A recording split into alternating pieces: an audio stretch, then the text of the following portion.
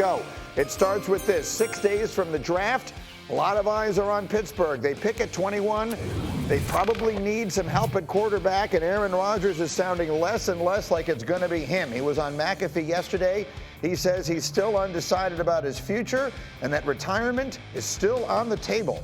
He added there are things going on in his personal life that are currently taking precedence over anything related to football. As specifically regarding the Steelers, here's part of what he said.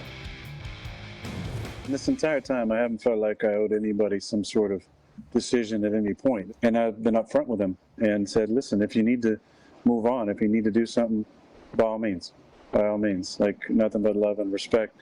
But there's been no deadline, and yeah, I've talked to Mike T many times. If you were to play again, does it feel like it would probably be for the Pittsburgh Steelers? Well, again, I'm going back to it, but I am trying to be open to everything and not specifically attached to anything when it comes to this decision. I'm not holding anybody hostage, though. I really want to emphasize that. Okay, put your feet up. We got a lot of time, and we got. Are you all right? I dozed off there. Okay. You good? Yeah, I'm good. Graziano is ready for this conversation. Okay, so that was just a taste of what was a lengthy conversation in which he had a lot to say. How would you summarize, Dan, if you were to, the news value of the things that he said as regards the National Football League and in particular the Pittsburgh Steelers? It had no news value whatsoever.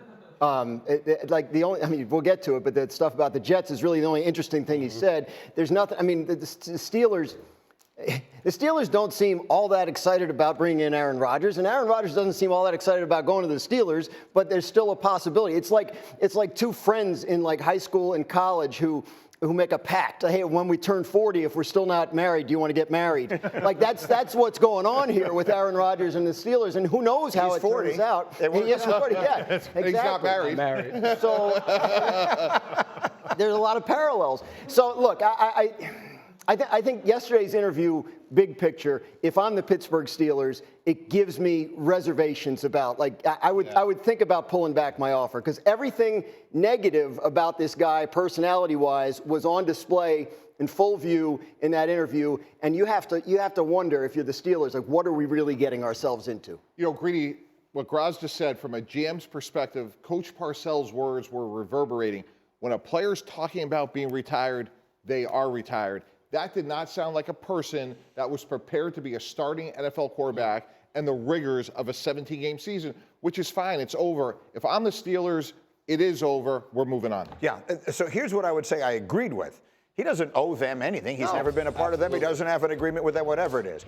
But the flip side of it is, if I'm the Steelers, I am 100% making other plans. Their off-season program starts on Monday. Like, the time to make this decision. Look, I didn't make the schedule. He didn't make the schedule. Mike Tomlin didn't make the schedule. The NFL schedule is what it is. If you were going to join a new team and start a whole new thing, and to your point, try and win a championship, which is the only purpose of doing all of this in the first place for a guy who's got $300 million, the time to start that is Monday. And if you watched the interview and listened yesterday, this is a man who was nowhere near being ready to show up someplace and start working on Monday. If I'm the Steelers, as of yesterday, I am making other plans, whatever those might be, whether that is in the draft, whether it's talking to other teams about, do they have a backup quarterback we can trade for, whatever the case may be. I'm going in other directions. Now, what I want to ask you is, if you're a player on the Steelers, and they got a lot of them that we know, just to throw a dart at a Steeler, and he's a famous person, what are you thinking as you watch that? You just said it. Monday, off-season workout start. We're sitting in the locker room, and we're talking about Rodgers, and guys have probably watched that interview or saw the quotes from him, and it's just like,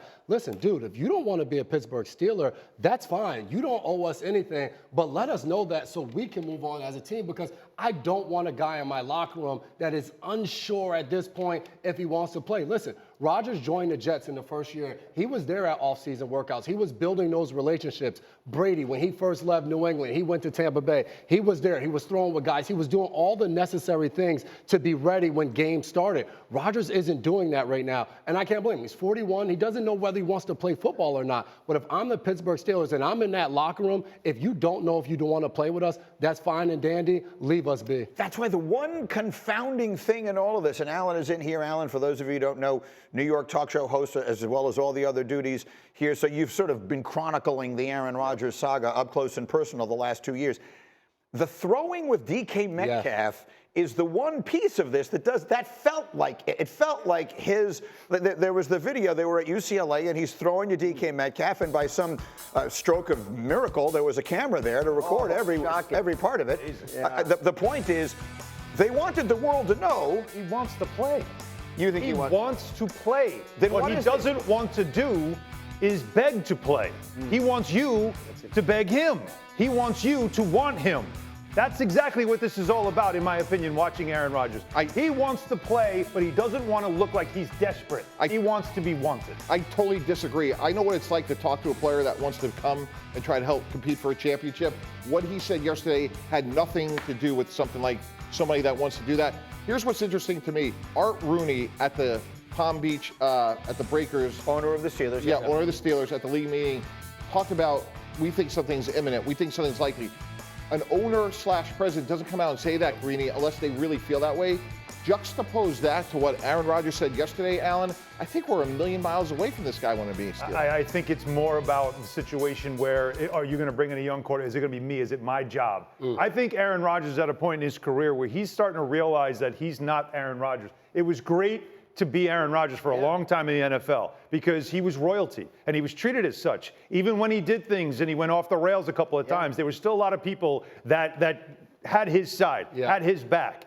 I think that's going away now, and he's starting to see it. This last year in New York showed him that. You do hit a point in your career where you have to stretch for a lot longer before you go out there on the football field. You hit a point where you're no longer that superstar or people don't look at you as such. So for Rodgers, to that point, you get out there on the football field as a New York Jets last year, and now you're healthy, you're ready to go, and it doesn't look the same. It doesn't feel the same. And then you become a free agent. And the guys see it. Phone's not buzzing. Exactly. Yeah. And now you're not looked at the same. So that decision to still play, I remember hearing Kobe Bryant say, like, I'm not going to continue to play and average 17 points a game. For Rodgers, are you still going to play and not be that level of quarterback that you were throughout your entire career? And I think that's tied into the Steelers' end of this, right? Because you're not getting, if he signs with you, you're not getting MVP Aaron Rodgers. You're getting a diminished version.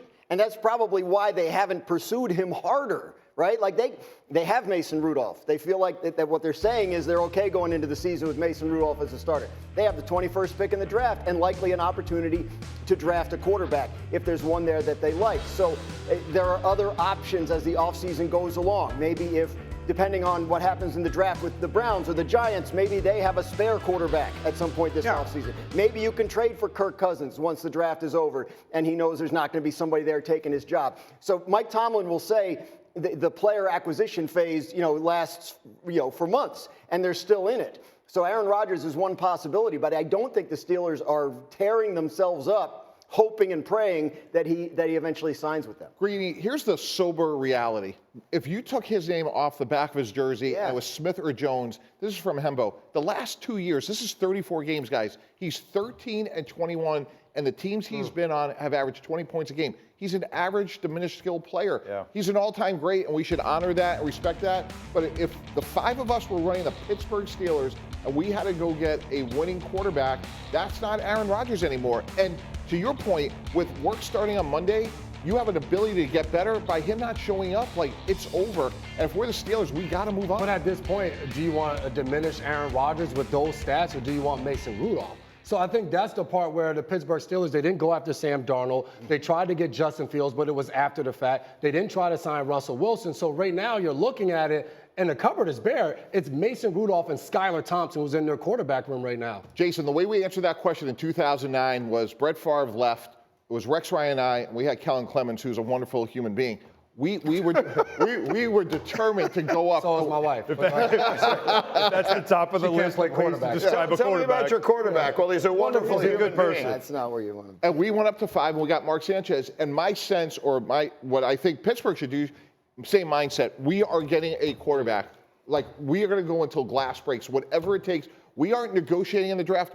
Greeny, we are paying the bill, and we're getting a quarterback. Well, they can do that. Look, it depends on if they identify one very particular one they want, because they pick at 21. There will be quarterbacks that some people like available at 21. The question is there one in particular they like? And the big question mark in that is Shedeur Sanders. Will he be there or not? Ask 10 different people, you're going to get 10 different answers of what they expect on that. That's really where the intrigue is in this draft. You're going to hear so many opinions on what Rodgers said yesterday. I want to make sure that mine is clear, because I don't know that it is here.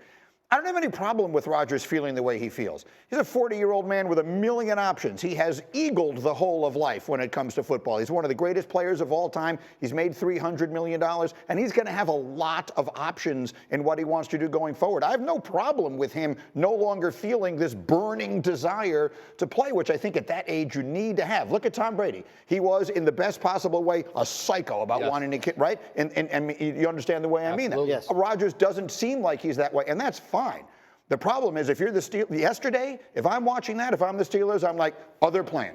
Whatever the other plan is, it's better than this, because this does not look to me like a person who wants to invest absolutely everything into what we're about to do here, and that's what is required. That is the job description, and frankly, Rodgers knows that. So if I'm the Steelers, as of yesterday, I'm moving in other directions. I don't know what they are, but I'm moving in other directions. I'm not sure how much that costs them. I'm not sure how much better they're going to be if Aaron Rodgers is their quarterback versus what they have. He was not a good player last year. Like the number, 30th in completion percentage, 25th in QBR. Yeah, they're living off the worst starting quarterbacks in the league. He's living off, and this was a big conversation in New York between fans about whether or not you want him back, because the end of the season is where the offense finally started to click a little bit, and his numbers got better to a point where he ended up having one of the best seasons the quarterbacks had in Jets history. Now, I understand it's Jets history. I get it. But still, that was part of the argument. Hey, maybe he found it. Maybe he figured it out. Maybe the body got there after the Achilles injury, and that was a big source of debate. 29th in QBR after the Jets bye, which met with 5 games left in the season. So that's anecdotal. He actually didn't play well. And that's, I don't know. Here's what I'll say. In my opinion, and that's all it is, they would have been better off than they are now if Aaron Rodgers had been committed to this and had signed with them a month ago or whatever, and he was all in. I would rather have that